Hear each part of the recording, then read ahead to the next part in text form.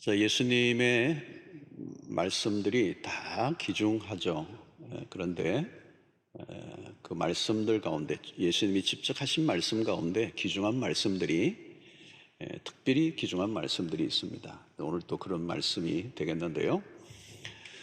오늘 본문 보면 35절, 36절, 37절 보면 반복되는 단어가 하나 나옵니다.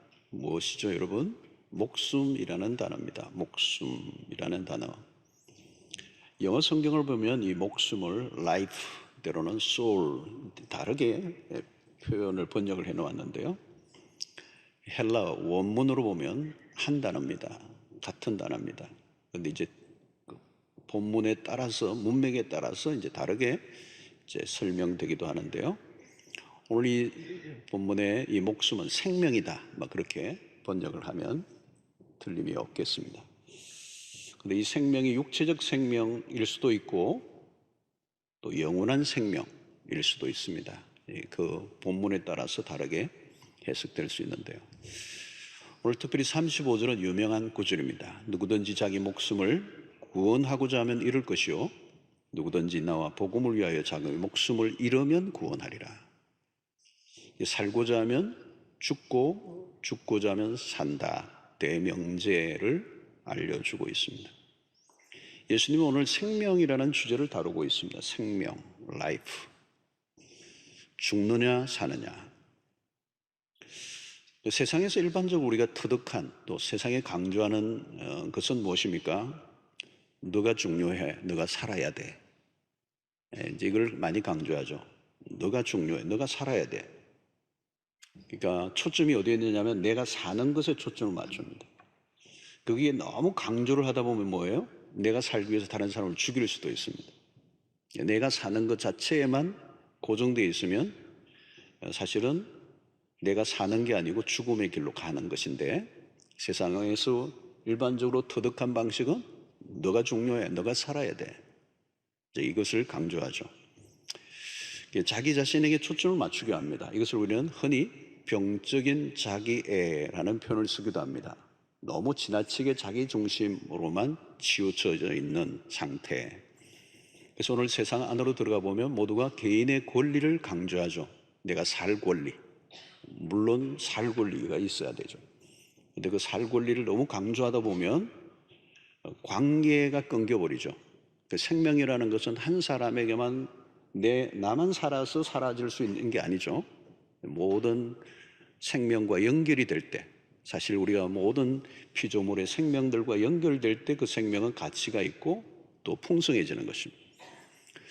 자, 오늘 이 코로나 팬데믹이 터지면서 우리는 개인, 때로는 국가주의, 그죠, 민족주의 이런 것들이 더 강해졌습니다.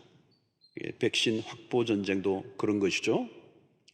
어떤 나라는 남아있고 또 어떤 나라는 전혀 그것을 혜택을 받지 못하고 죽어가고 있습니다.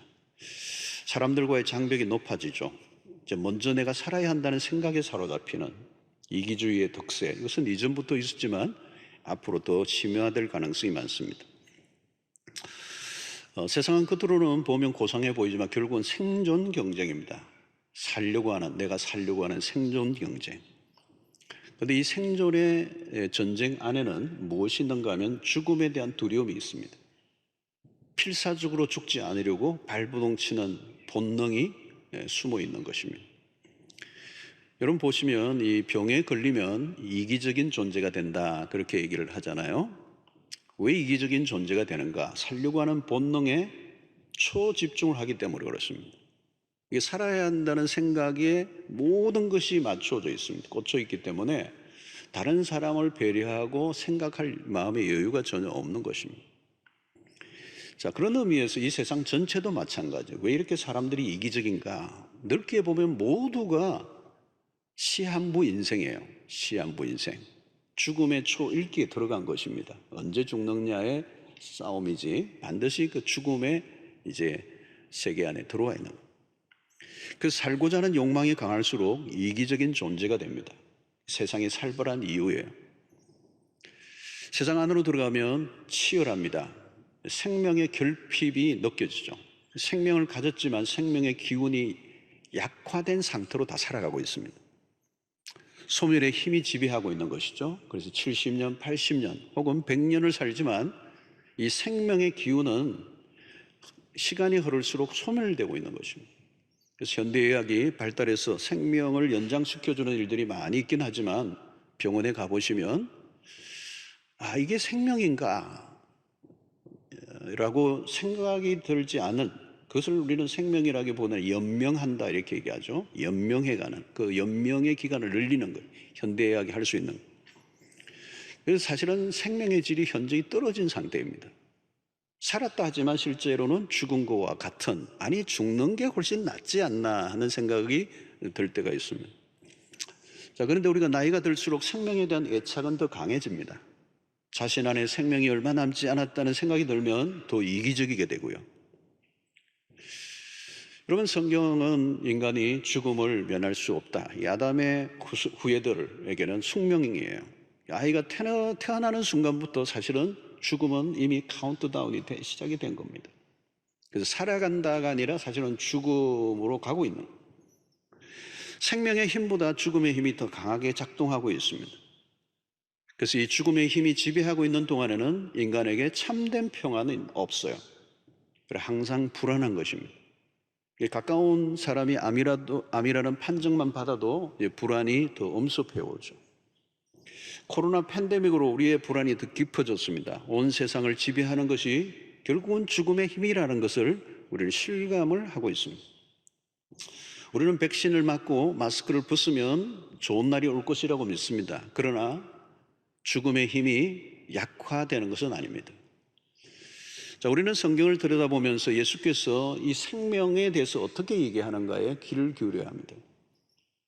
나만 살려고 하면 죽게 되어 있습니다. 그것이 하나님이 만드신 생명의 원리입니다. 그래서 세상은 어떻게 살든지 우리는 성경적 원리를 따라 이 생명을 살아가는 법칙을 익혀야 합니다. 개인이 살기 위해서 산다면 그것이 정말 과연 생명을 누리는 것인가? 성경은 언제나 공동체 그리고 함께 두부로 살라고 말씀하세요. 성경을 보면 이 부자가 밭에서 곡식을 이제 추수할 때 그 추수를 다 거두지 말고 남기도록 명령을 하셨습니다. 가난한 이웃의 생명을 생각하라는 거죠. 내가 다 거두어 버릴 수도 있지만 일부를 반드시 남기게 하셨습니다. 그리고 주인이 직접 이 거두어서 어떤 가난한 자에게 주는 게 아니라 필요한 그 곡식이 필요한 당사자가 직접 따가도록 거두어 가도록 했습니다. 만약에 주인이 거두어서 주면 그것을 밭 주인이 주는 것이 되는 것입니다.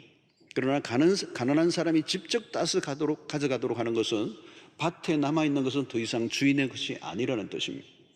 남은 것을 거두어가는 사람들의 자존심까지 살려주었습니다. 이것이 바로 함께 살아가는 삶의 방식이에요. 하나님이 생명의 원리, 생명을 함께 누리도록 하시는 의도가 있는 것이죠. 나만 살려고 하면 잘 살 수 있을까? 생명의 질이 현저히 떨어지게 되어 있습니다. 내가 살려고 다른 사람을 공격하거나 죽이면 결국은 고통을 받게 되고 죽게 되죠. 나 혼자만이 잘 살고 잘 먹고 사는 법은 없습니다. 나와 나의 생명과 다른 사람의 생명이 깊이 연결되어 있기 때문에 그렇습니다. 그래서 이렇게 예수님은 누구든지 자기 목숨을 구원하고자 하면 잃을 것이다. 자기 자신만의 생명을 위해서 살면 반드시 너도 죽을 것이다. 그 생명은 온전한 생명이 될 수 없다는 것을 가르치고 있는 것입니다. 자, 오늘 주님은 이 생명과 죽음을 대조적으로 언급하시는데 이 생명과 죽음, 어떻게 살아왔던 인간은 결국은 죽게 되는데요. 그때 우리는 모든 것을 다 내려놓아야 합니다. 죽음의 준비가 되어 있지 않든 죽음 앞에 서야 돼요. 문제는 이 목숨이 하나밖에 없다는 거예요. 하나밖에 없는 목숨을 어떻게 해야 하는가가 가장 큰 과제입니다.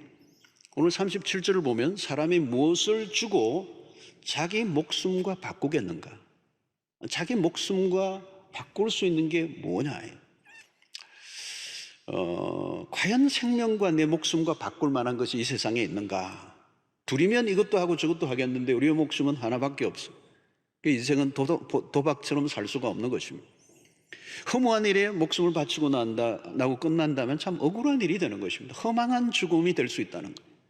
사는 동안에 우리가 아무리 많은 것을 쌓아놓았다 한들 죽으면 의미가 없어집니다. 국내에 잘 알려진 변호사 한 분을 만난 적이 있는데요, 참 인상적인 말을 하시더라고요. 부모의 유산 문제로 형제들이 싸우는 것을 무수하게 보았다는 거예요. 근데 그 일정한 액수 정도를 넘을 때 이 자녀들이 싸운다는 걸 이 변호사가 여러 케이스를 보면서 했어요. 몇 억 정도, 얼마 정도가 되면은 자녀들이 어느 정도의 유산을 남기면 자녀들이 싸울 것 같습니까? 한번 생각을 해보세요. 1억 정도 가지고는 자녀들이 싸우지는 않아요. 5억도 그렇게 싸우지는 않아요. 근데 이 변호사님 얘기는 30억 이상 재산을 남겨놓았을 때 자녀들이 싸우더라는 거예요. 어떤 분은 너무 안도의 한숨을, 나는 30억이 없어서 감사하다, 이런 분들이 계실 수도 있는데, 여러분, 부모는 죽도록 돈을 벌었는데 그 돈 때문에 부모의 사후에 자녀들이 싸움을 벌인다는 것은 얼마나 불행한 일입니까? 얼마나 허망하겠습니까? 그죠? 여러분, 죽음을 사람들이 왜 두려워하는 것입니까? 죽음은 상실이기 때문에 그렇습니다. 죽음은 일부를 잃어버린 것이 아닙니다. 모든 것을 잃어버립니다. 조금이라도 남겨둘 수 있는 게 없어요. 그토록 애지중지하던 것이라도 놓고 가야 합니다. 지갑을 잃어버린 정도, 카드를 불실한 정도가 아닙니다. 성공은 짧고 죽음은 생각보다 빨리 다가옵니다. 인생의 마지막 순간에 후회하지 않을 자신이 있는가? 살려고 하는데 실상은 죽어가는 사람이 있는가 하면 죽고자 하는데 사는 사람이 있습니다. 여러분, 우리는 이 죽음을 우리는 어떻게 성경의 관점에서 바라보아야 하는가? 히브리서 9장 27절의 말씀입니다. 한 번 죽는 것은 사람에게 다 정한 것이에요. 그런데 그 죽음이 끝이 아니라는 것. 그 후에는 심판이 있으리니. 여러분, 죽음은 결산의 날입니다. 생명의 날에 무엇을 위해 산 것인가에 대한 평가를 받습니다. 막 살아서는 안 되는 이유가 여기에 있어요. 죽음이 끝이 아니기 때문에. 죽음은 영원의 문을 여는 과정, 절차예요. 죽음의 문을 열면 영원의 세계가 열리는 거예요. 여러분, 왜 사람들은 죽지 않으려고 하는 것입니까? 대개는 이 육체적 죽음이 끝인 줄 알기 때문에 그렇습니다. 이 죽음이 끝이라고 여기기 때문에 죽기 전에 해보고 싶은 거 다 해보고 싶은 거 다 해보려고 하는 것입니다. 그래서 여러분, 시중에 나와 있는 책들 가운데 죽기 전에 꼭 먹어야 할 음식, 뭐 죽기 전에 뭘 그렇게 먹고 싶은 게 있는지, 그래도 어떤 사람은 진짜 책 이름이에요, 여러분. 죽기 전에 꼭 먹어야 할 디저트, 뭐 죽기 전에 꼭 보아야 될 명화, 뭐 죽기 전에 꼭 가봐야 될 여행, 뭐 휴양지. 여러분, 왜 이런 얘기가 나오는가? 죽음이 끝이라고 생각하기 때문에 그래요. 진짜 죽음이 진짜 죽음이 끝이라면 그렇게 생각하지 않을 거예요. 그러니 죽음은 끝이 아니라 시작인 것입니다. 여기에 사람들이 알고 있는 것은 육체적인 죽음이죠. 그러나 인간은 육체적인 죽음으로 끝이 나지 않습니다. 이것이 문제예요. 끝인 줄 알았는데 끝이 아니에요. 여러분, 한때 후회는 괜찮아요. 영원한 후회. 한때 고통은 괜찮아. 영원한 고통. 여러분, 죽는 것은 육체의 문제로만 보면 안 돼요. 성경은 분명히 내세를 얘기합니다. 영원의 세계가 있다는 겁니다. 이 세상이 끝이 아니라는 거예요.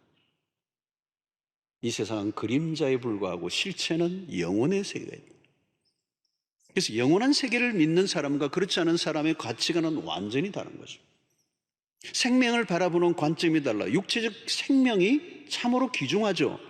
그러나 영원한 생명은 육체적 생명과 비교할 수 없이 귀중해요. 주님 오늘 본문에서 무엇이 진정한 생명을 얻는 길인가를 가르쳐주고 있습니다. 35절을 다시 보겠습니다. 누구든지 자기 목숨을 구원하고자 하면 잃을 것이요 누구든지 나와 복음을 위하여 자기 목숨을 잃으면 구원하리라. 여러분, 목숨, 단순히 육체적인 생명을 말하는 게 아니에요. 예수님은 지상에 오실 때부터 죽음이 목표였습니다. 복음서를 기록한 저자들도 예수의 죽으심에 초점을 다 맞추고 있습니다. 이것은 전기를 기록하는 사람들의 입장이라면 너무 이상한 일이에요. 어떻게 한 사람의 생애를 이 죽음에 초점을 맞추고 있는가? 복음서 여러분들 보시면 마지막 한 주간에 3분의 1을 할애하고 있어요. 그것은 그리스도가 이 땅에 오신 이유는 살고자 하신 분이 아니라 죽고자 하신 죽음이 목표였어요. 왜 예수께서 자신의 생명을 기꺼이 내어놓으셨는가? 그것은 단순히 우리의 육체적 생명을 위해서가 아니라는 거예요. 영원한 생명을 주시기 위하여 죽으셨다는 거예요. 이 땅에서 잘 먹고 잘 사는 것도 좋지만 그것을 위해 예수가 죽은 건 아니에요. 그리스도가 우리를 위하여 죽으신 것은 우리에게 주시고자 하시는 최고의 선물은 eternity, 영원한 생명, 곧 영생이라는 거예요. 요한 1서 5장 11절에 보면 또 증거는 이것이니 하나님이 우리에게 영생을 주신 것과 이 생명이 그의 아들 안에 있는 그것이니라. 죽지 않고 영원히 사는 길을 열어주셨다. 생명이 귀중한 것은 80년, 90년, 100년이 귀중하기도 하지만 그 생명이 영원으로 연결되기 때문에 그 생명이 귀중하다는 거예요. 그래서 그 생명을 구원하시려고, 그 생명을 주시려고 그리스도께서 십자가에 죽으셨다는 거예요. 그러므로 여러분, 우리가 성경을 통하여 생명을 바라보아야 하는 관점, 그것은 그리스도의 죽으심과 부활은 연결되어 있습니다. 죽음은 끝이 아니고 시작이라는 거예요. 그래서 오늘 36절에 사람이 만일 온 천하를 얻고도 자기 목숨을 잃으면 무엇이 유익하냐? 여러분, 여기에서 이 목숨이라는 것은 영원한 생명을 말하는 거예요. 영원한 생명. 그래서 전도서에 솔로몬이 돈과 권력과 명성과 쾌락과 모든 걸 다 누렸지만, 천하를 얻은 사람이었지만 그는 결국은 헛되다라고 얘기했던 이유가 뭘까요? 죽음 때문에. 죽음은 인생의 한계를 정확하게 그어놓는 것이에요. 여기 목숨을 잃는다, 영원한 생명을 잃는다는 것입니다. 영원한 생명과 맞바꿀 수 있는 게 있는가? 없다는 겁니다. 근데 사람들은 지금 여기 이 세상의 모든 걸 걸고 살아요. 죽도록 일하다가 죽죠. 최선을 다하는 건 좋아요. 그런데 무엇을 위한 최선인가? 그렇게 아둥바둥 살았던 삶의 끝에서 허망한 죽음이 오고 마침내 마지막 심판 앞에 선다면 얼마나 허망한 인생이 되겠습니까? 사람들은 목숨을 지키기 위해 전력을 다합니다. 각종 보험을 들기도 하고 운동도 열심히 하고 근육도 막 키우고 유기농 막 건강식품들을 막 챙겨 먹습니다. 그러나 여러분, 죽음을 피할 수는 없어요. 살 권리를 아무리 주장해도 죽음을 미룰 수는 없어요. 여러분, 신자들은 달라요. 우리가 건강하게 사는 노력도 해야 합니다. 그러나 우리의 생명은 하나님의 손에 달려 있어요. 하나님의 주권 속에 있는 것입니다. 우리는 그냥 살아가는 사람이 아니고 오늘 살아있다는 것은 하나님으로부터 부여된 생명 안에서 사는 거예요. 그냥 사는 게 아니고 내가 쟁취한 생명이 아니고 하나님이 주신 생명이라는 거예요.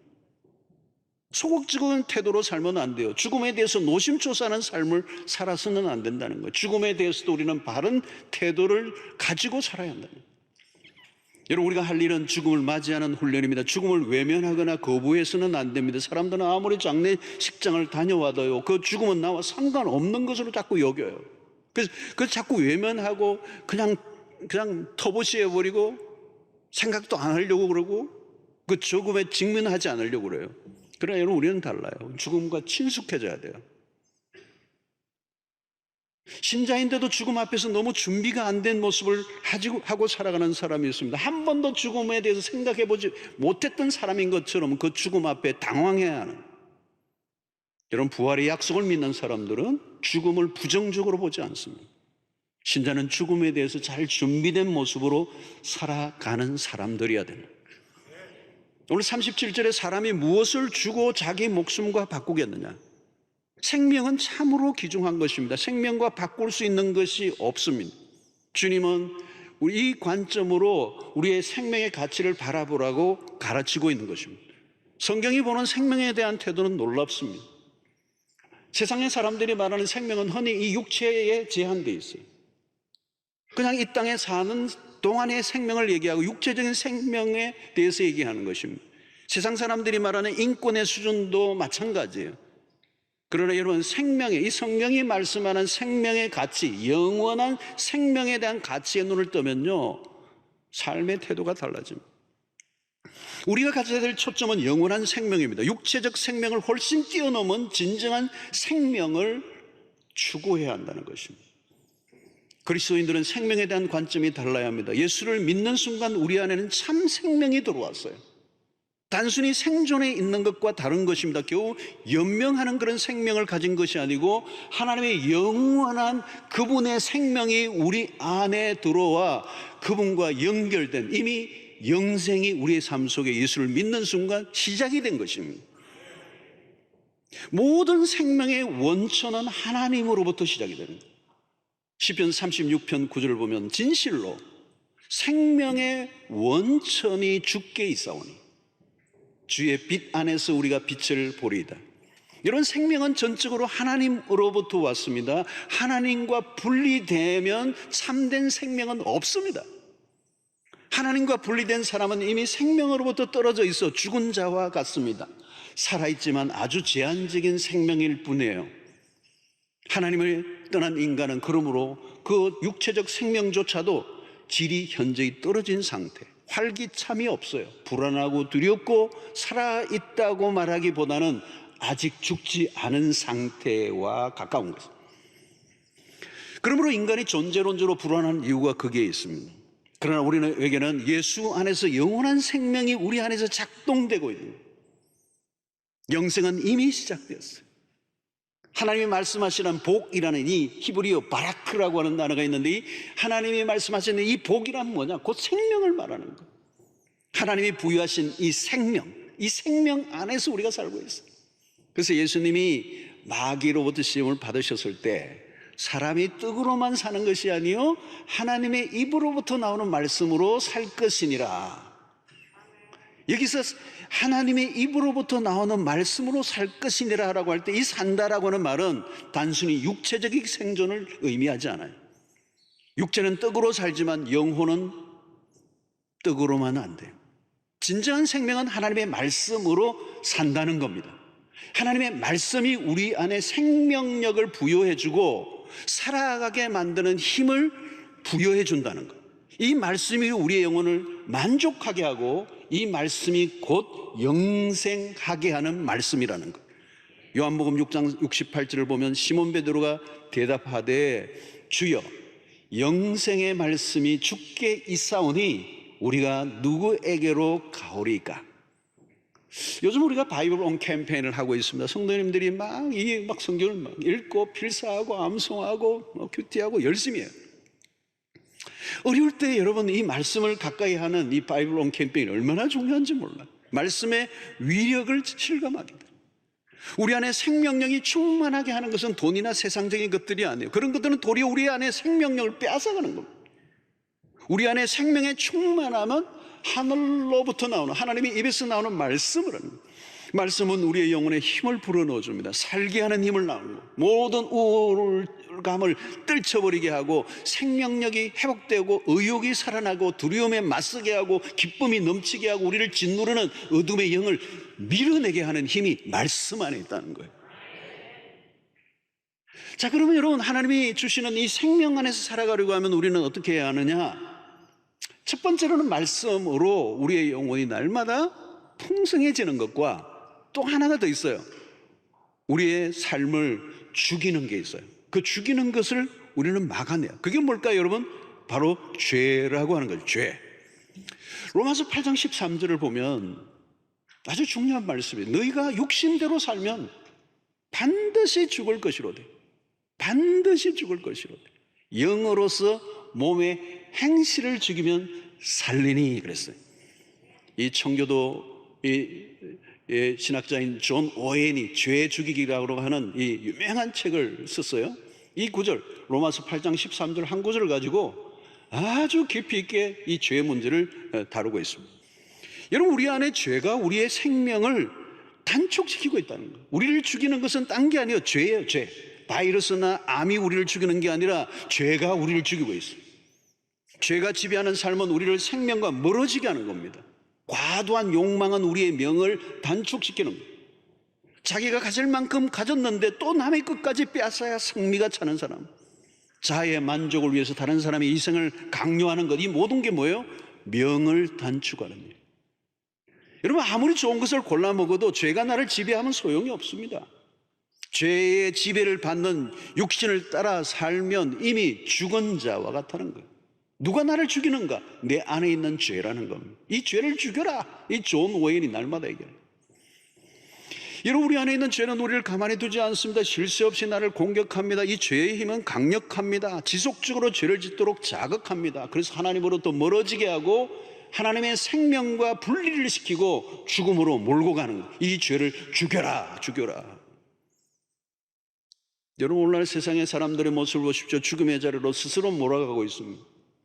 갈수록 악해지고 더 노골적이고.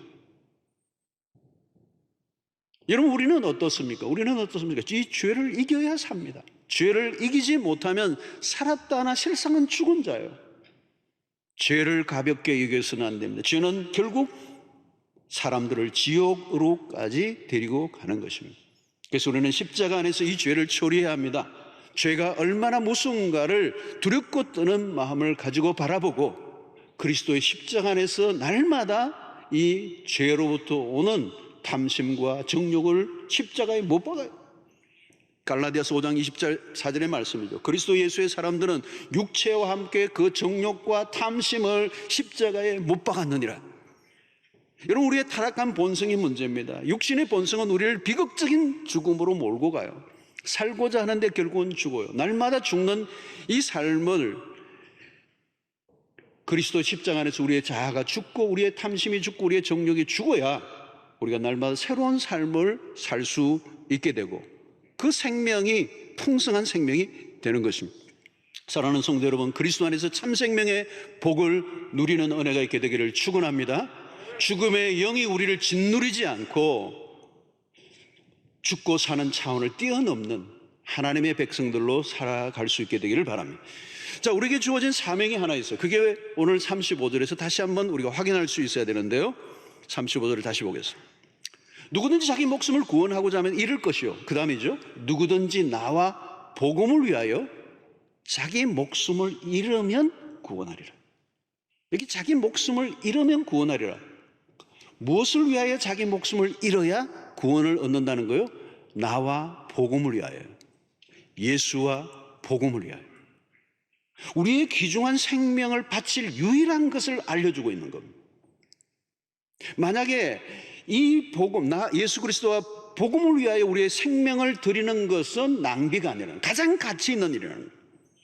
그것은 교회의 존재 이유고 신자들에게 주어진 사명입니다. 우리 자신의 목숨을 헛되지 않게 사는 유일한 비결은 우리에게 주신 이 귀중한 생명을 가지고 예수와 복음을 위하여 살아 나와 똑같이 다른 사람들도 구원에 이르게 하는 일을 위하여 살아가는 것, 이것이 우리에게 주어진 사명이라는 거예요. 그래서 38절을 보십시오. 누구든지 이 엄난하고 죄 많은 세대에서 나와 내 말을 부끄러워하면 인자도 아버지의 영광으로 거룩한 천사들과 함께 올 때에 그 사람을 부끄러워하리라. 이 말은 뭘까요, 여러분? 이 엄난하고 죄 많은 세대에 주님은 나와 내 말을 부끄러워하지 말고 담대하게 복음을 전하라는 거예요. 여러분, 왜 우리가 예수를 믿습니까? 진짜 예수를 믿는다는 것은 무엇입니까? 믿고 구원을 얻어 영생의 삶을 사는데 결국 뭘까요, 여러분? 천국을 가는 것입니다. 우리가 오늘 본문의 말씀처럼 천하를 다 얻었다 한들 목숨을 잃으면 무슨 의미가 있느냐? 남은 것은 딱 하나예요. 영원한 생명을 얻는 일입니다. 여러분, 영적인 눈을 뜨면 딱 하나예요. 영원한 생명, 영생을 얻는 일보다 더 귀중한 일은 없습니다. 예수가 단순히 우리의 현세의 행복을 위해 죽으신 게 아닙니다. 예수를 믿으면 행복한 삶을 살 수 있습니다. 그러나 예수가 십자가에 죽으신 것은 단순한 행복한 이상의 삶을 위해서가 아니라 영원한 생명을 주시기 위해서. 여러분, 우리가 지상에서 고생을 해도 천상에서 영원한 복락을 누린다면 그 고생은 참을 만합니다. 그러나 아무리 세상에서 호의호식을 해도 천국에 들어가지 못하면 말짱 꽝이. 이 세상이 만약에 전부라면 그 인생이 얼마나 허무한 인생이겠어요. 주님은 왜 보물을 하늘에 쌓아두라고 하셨습니까? 이 땅에 쌓은 것들은 다 사라지고 말 것이기 때문에. 여러분, 우리 자녀들에게 무엇을 물려줄 것입니까? 유산을 물려주지 않아도 예수 유산 물려주면 최고인 줄로 믿습니다. 진짜 복은 구원입니다. 모든 것은 천국으로 귀결됩니다. 영원한 생명을 얻어야 그게 복입니다. 아무리 세상적으로 잘 먹고 잘 살고 평안해도 영원한 구원을 얻지 못하면 의미가 없습니다. 그러므로 여러분, 우리가 아이들을 공부를 하지 않는다고 안타까워하는 것보다 더 중요한 것은 교회에 안 나가는 것을 안타까워해야 돼요. 여러분, 오늘날 천국과 지옥을 안 믿는 교인들이 많습니다. 여러분, 천국과 지옥 이야기하면 무식한 사람이라고 생각하는 사람들도 있습니다. 여러분, 천국과 지옥을 가볍게 여기지 마시기를 바랍니다. 우리의 자녀들의 구원을 위하여 노력할 수 있게 되기를 바랍니다. 아무리 좋은 대학을 나고 출세하고 천하를 얻었다 해도 구원을 얻지 못하면 무슨 의미가 있느냐, 지옥 가면 무슨 의미가 있느냐는 거예요. 다른 것 다 잃어버려도 괜찮아요. 세상에 좀 밀려도 너무 염려하지 마세요. 우리는 이 세상을 추구하는 사람이 아니라 영원한 나라를 추구하는 사람. 우리의 최종적인 목표는 천국이에요. 천국을 놓치면 비극입니다. 다른 것은 다 잃어버려도 영생을 얻었다면 성공입니다. 여러분, 말기 암에 걸린 게 불행 아닙니다. 예수 안 믿어 영원한 생명 얻지 못한 것이 불행이고 비극입니다. 예수 믿어 천국에 소망을 가진 사람은 어떤 일이 일어나도 절망할 일이 없습니다. 여러분, 무엇에 투자하고 삽니까? 주식에 투자하고 사업에 투자하고 다양한 것에 투자합니다. 다 좋아요. 그런데 자세히 보세요. 언젠가는 다 사라지고 맙니다. 아무리 투자해도 하나도 못 건집니다. 영원을 위하여 투자할 수 있게 되기를 축원합니다.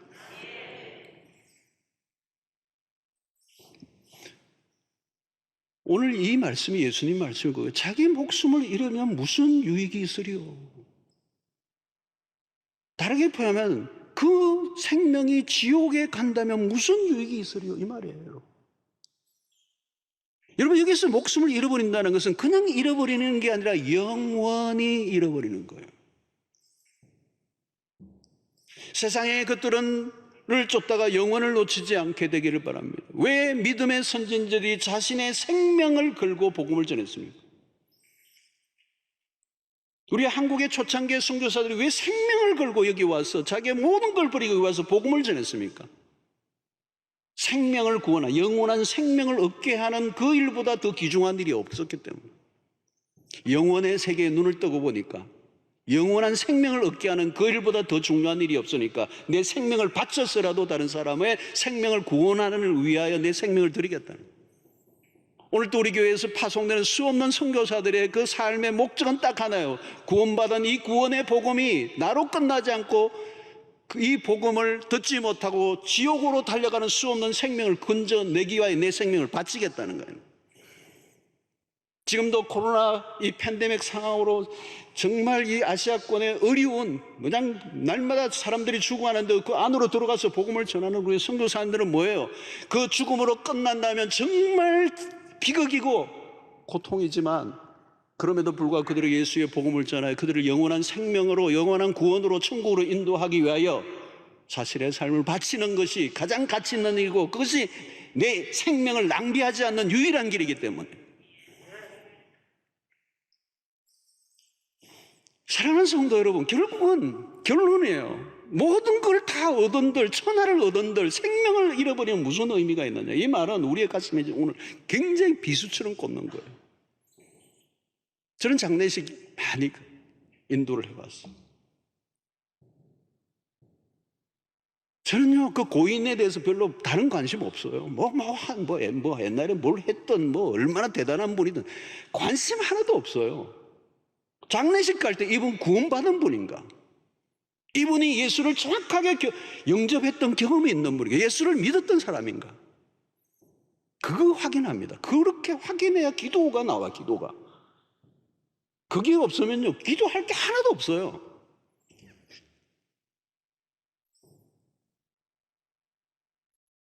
천국 가야 합니다.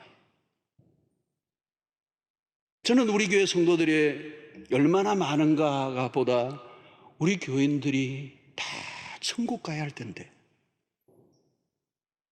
90% 가면 안 됩니다. 99% 가면 안 됩니다. 한 영혼이라도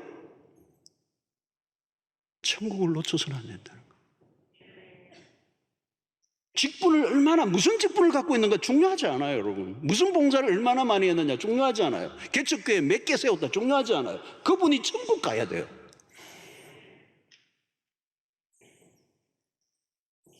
교회 뭐 세상적으로 잘 나가는 사람들이 얼마나 다니느냐 별 의미 없습니다. 잠깐입니다, 여러분.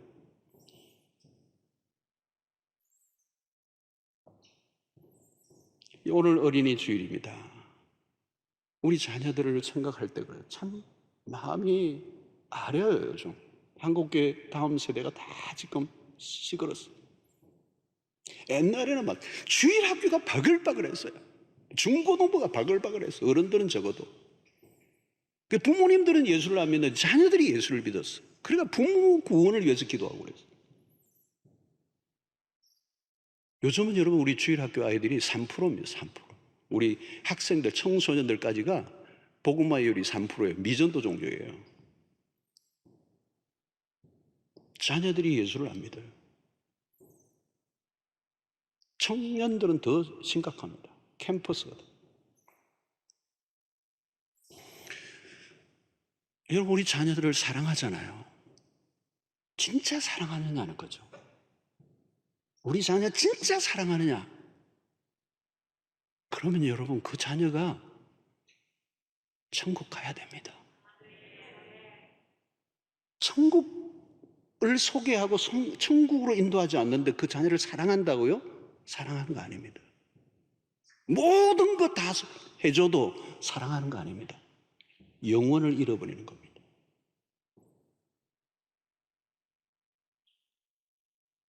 최근에 뉴스에서 났잖아요. 그 의대 다니는 아들이 한강에서 실종이 됐어요. 아버지가 그냥 그 아들을 찾는다고 그냥 미친 듯이 찾아가는 거예요. 막 걸고. 자기 찾으러 다니는 동안에 그 아이가 집에 와서 놀랄까봐 집에 또 담보 써놓고 아들을 찾는 거예요. 아들을 찾는 거예요. 아들을 사랑하는 아버지의 모습을 보였어요. 여러분 육신적인 생명도 그토록 귀중하다면 영원한 생명은 얼마나 귀중한 것일까요?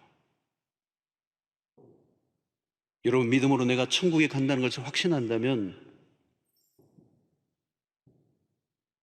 얘기하지 않을 수 없습니다.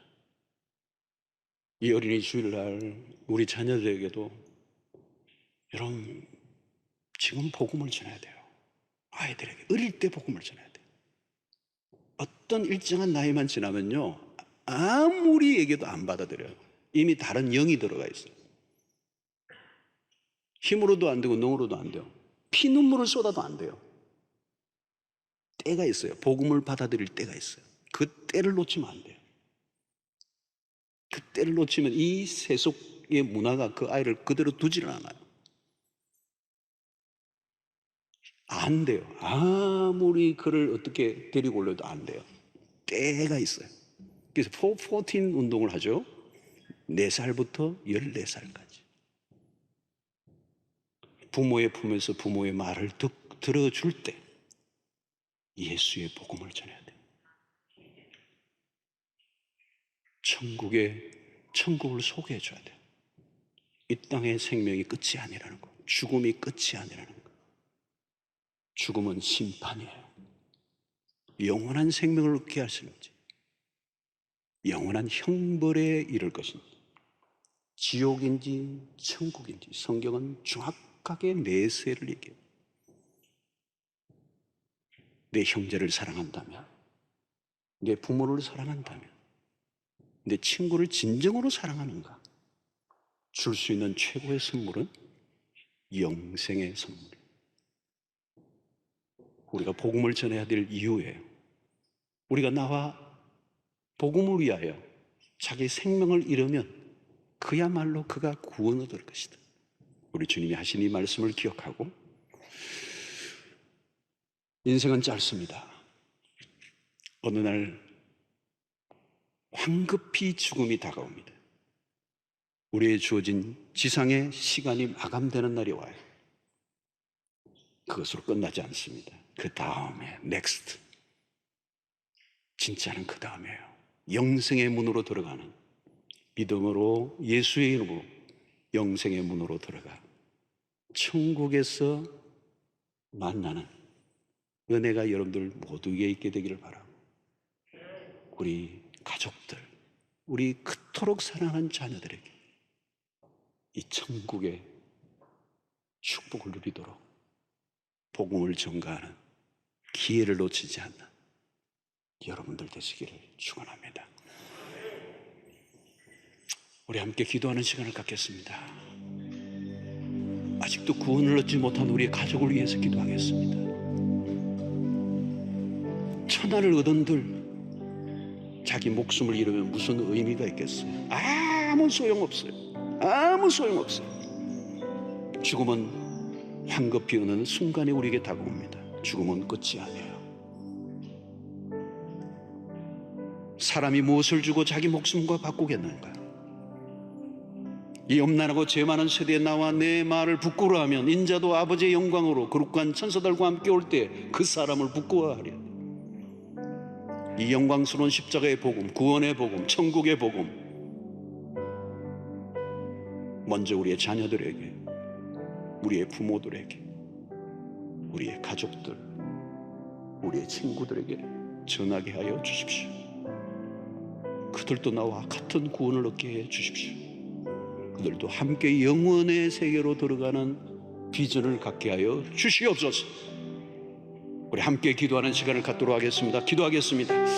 오 하나님 아버지, 오늘 우리 시간 우리에게 주신 말씀을 통하여 다시 한번 하나님 우리가 도전을 받습니다. 누구든지 자기 목숨을 구원하고자 하면 이룰 것이요, 누구든지 나와 복음을 위하여 자기 목숨을 잃으면 구원하리라 하소서.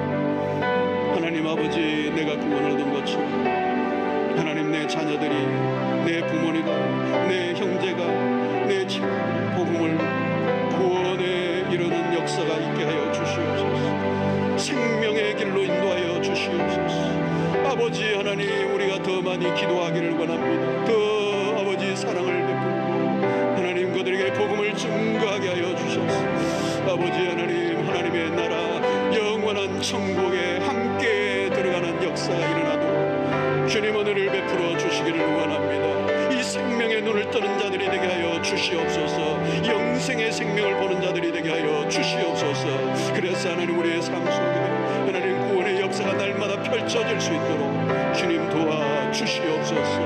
하나님 함께해 주시고 하나님 놀라운 구원의 역사가 날마다 우리를 통하여 펼쳐질 수 있도록 아버지 도와 주시옵소서. 하나님 아버지, 오늘도 우리에게 주신 말씀을 통하여 예수와 예수의 복음을 위하여 우리의 생명을 기꺼이 드리게 하셔서 내가 구원받은 것처럼 또 다른 사람도 구원에 이르게 하는 일에 우리의 삶이 쓰여지게 하여 주시옵소서. 내 이 귀중한 생명, 이 목숨을 오직 복음을 위하여 살아드릴 수 있도록 도와 주시옵시고, 무엇보다도 우리의 자녀들이, 우리의 가족들이 주 앞에 나오게 하시고 구원에 이르게 하시고 천국에 들어가는 은혜를 허락하여 주시옵소서. 예수님의 이름으로 기도하옵나이다.